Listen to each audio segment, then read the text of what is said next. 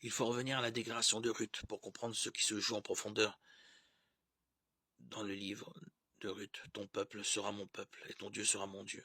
Au-delà de l'attachement inflexible à Noémie, c'est autre chose qui se laisse percevoir une conversion radicale du cœur de Ruth à Dieu. Ruth, la Moabite, en suivant sa belle-mère et en se donnant au Dieu d'Israël, cesse d'être une étrangère. Son mariage avec Bouz, bien que ne soit pas juive, atteste d'une transcendance des événements, d'autant plus que de cette union naîtra Obed, père de Jessé, père de David, inscrit dans la généalogie du Christ, dans l'évangile de Matthieu 1, 17. Tout comme le nom de Ruth au verset 5, une des 4 femmes mentionnées dans les ascendants de Jésus. Le tissage des textes jette un fil de soie signifiant entre les époques et les générations.